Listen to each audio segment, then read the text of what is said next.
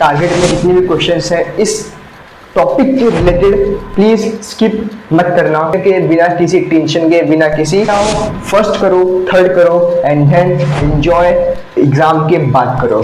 तो मैं आपको गाइड करता हूँ एज ए स्ट्रेटेजिस्ट बन के कि कैसे अपना अप्रोच होना चाहिए। बिकॉज हेलो एवरीवन, कैसे हो आप लोग? Myself Vinayak Dubey, your catalyst भैया, and welcoming you all in our Abhedya series of history chapter number 6 that is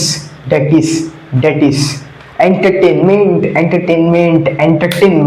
and history.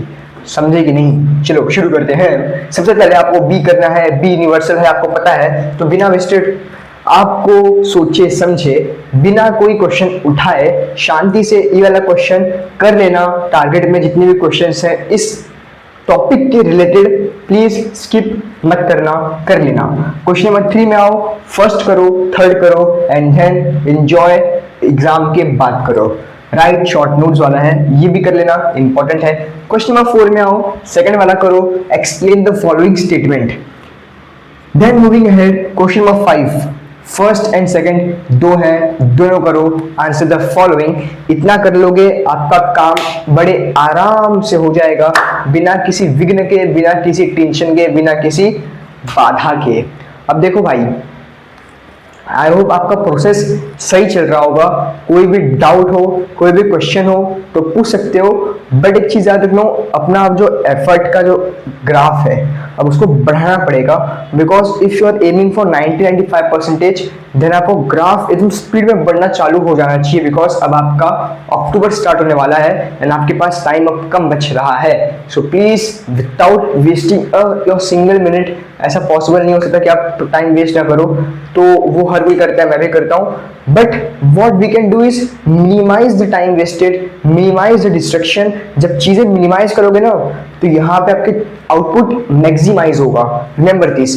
तो देखो सिंपल चीज है, तो प्लीज जो आपको जल्दी जल्दी छोटे है ना, तो ये जल्दी से निपटाओ एंड आगे वाले चैप्टर्स में अपना पूरा एनर्जी लगाओ, क्योंकि आपके पास सिर्फ हिस्ट्री नहीं है, बाकी चैप्टर्स भी हैं, बाकी सब्जेक्ट्स भी है, और mammoth subjects like science and maths and languages are waiting in the corner. So don't waste your time. इसलिए मैंने पहले ही आपका साइंस एंड मैथ्स खत्म कर दिया, तब मैं आपका हिस्ट्री पे आ रहा हूँ। बिकॉज ये आपको एकदम रिलैक्स मोड में रखेगा, इतने लेंथी नहीं है, कोई इतना टफ चीज नहीं है, रॉकेट साइंस नहीं है। बस जो इशू आपको हो सकता है, वो प्रॉब्लम आपको फेस होगा कि चैप्टर समझ में नहीं आ रहा है। अब चैप्टर समझ में नहीं आ रहा है तो please watch any animated videos on YouTube, और जल्दी चाहो तो मैं आपको चैप्टर्स पढ़ा भी दूंगा अगर आपका भारी डिमांड हो तो। But because already many have taught on the YouTube, so I thought कि मैं भी वही पढ़ाऊँ, तो फिर क्या पता आपको मन करे या ना करे। इसलिए मैंने कि जाने तो मैं आपको गाइड करता हूँ एज ए स्ट्रेटेजिस्ट बन के कि कैसे अपना अप्रोच होना चाहिए। बिकॉज पढ़ा रहे सब, गाइड बहुत कम कर रहे हैं, एंड इसलिए मैं आपको गाइड का काम कर रहा हूँ कि मैं आपको बताता हूँ ऐसे ऐसे पढ़ना है। आप उस डायरेक्शन में पढ़ रहे हो, पढ़ोगे तो आपको आउटपुट आएगा जो आप चाह रहे हो। So that's all from this video. तब तक के लिए tata, bye bye and 1-5 epoxy pentane. Be hungry for your success, be hungry for your achievement.